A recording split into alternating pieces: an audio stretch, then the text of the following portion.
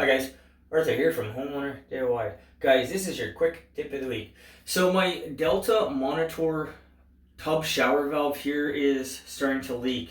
Now it's not dripping right now, but I've noticed that there is water that is puddling at the very bottom. Now, in my opinion, these Delta monitors, these are like Hondas or Toyotas. They're a great value. This thing is about 15 years old, and this is the first time that I ran into an issue. So now it's time to address it.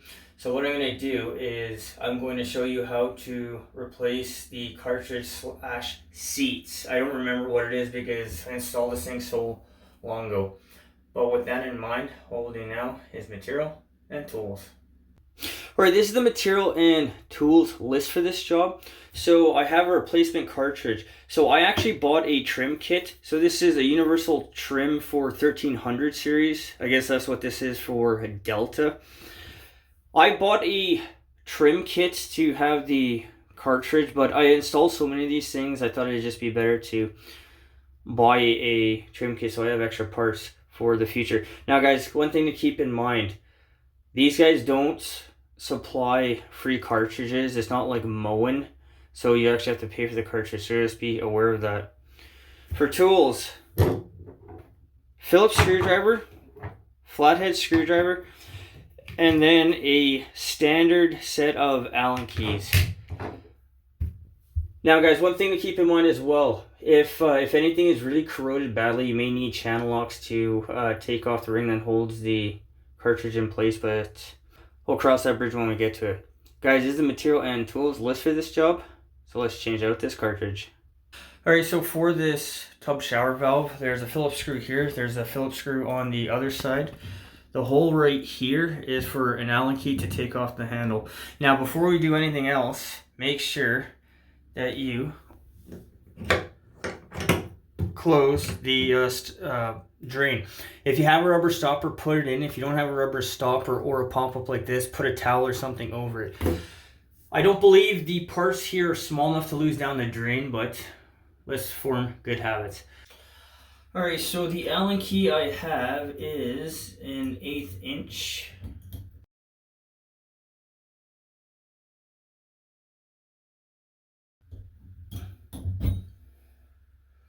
Alright, with the handle removed, the two screws can be removed. Okay, so those are our screws, they're the same length. Next, the plates can be taken off.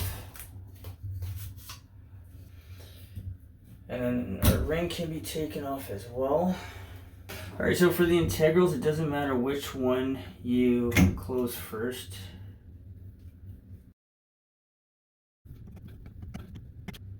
Alright, so with both integrals closed, this ring here can be undone.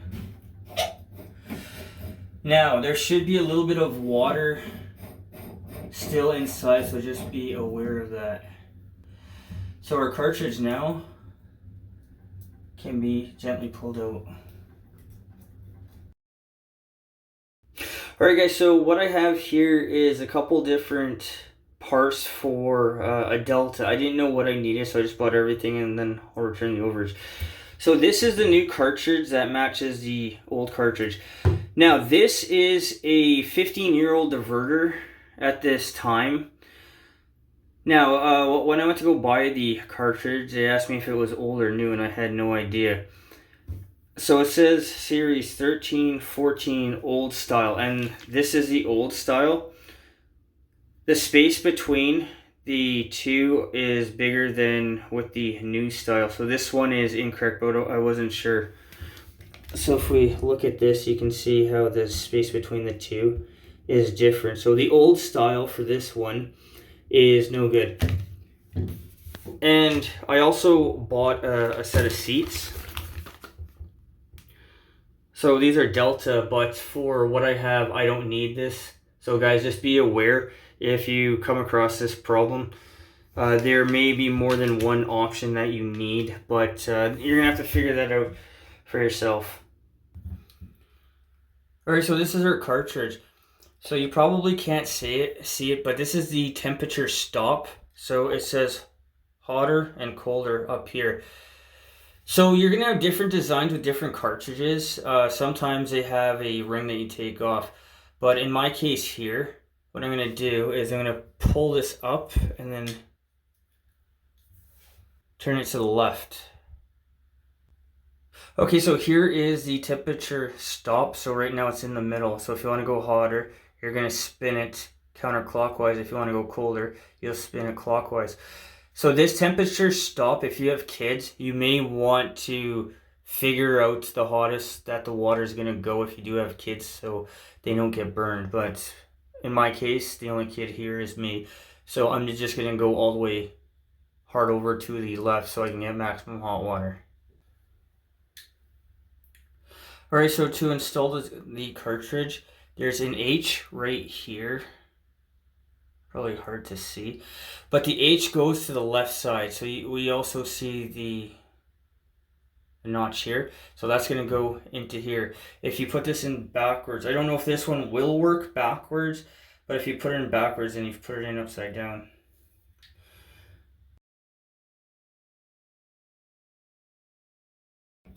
And now we'll put the ring on. So hold the cartridge in place if it didn't go all the way tight, or if it didn't bottom out the first time.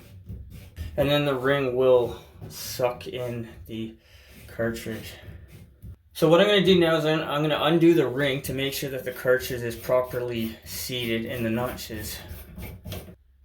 Okay, so you can see that the cartridge is seated properly, so I'm just going to put the ring back on and then move the rubber ring out. So this rubber ring is for the chrome sleeve to give it some resistance so it stays in place. Alright, so next I'm going to open the integrals. So again, it doesn't matter which one that you do first. So guys, with these types of integrals, back it all the way out and then always give it a quarter turn back in so it won't seize to the body. And then we'll do the same thing on the other side. Alright, so this is our chrome ring. So when you slide the ring on, this is why I said the rubber O-ring, make sure that it's backed all the way out, because if it slides too far back, this may become loose, but that is fine. So here is our chrome ring. So guys, there's a little notch at the bottom here, and then this is a little bit falling apart. But the idea of the ring is any water that comes in behind will go around and then drain out the very bottom.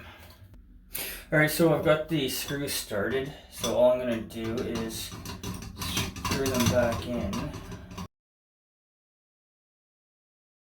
So just screw them until you feel a little bit of resistance. Guys, this is finishing. You should not be forcing anything. If anything is being forced, something is out of alignment. And you can also cross thread these screws, and that will damage the screws, plus the bracket that's with the roughened body. Then you have to buy a whole new roughened body because you can't buy just that specific bracket. So last thing to do is put in the set screw. And when you're all done, give it a tug. Now, the ring, as you can see, it slides back and forth, so make sure that you slide it all the way out, otherwise you're going to have plastic showing back here. Alright guys, so that is how you replace a Delta cartridge for a Delta monitor. Guys, that's your quick tip of the week.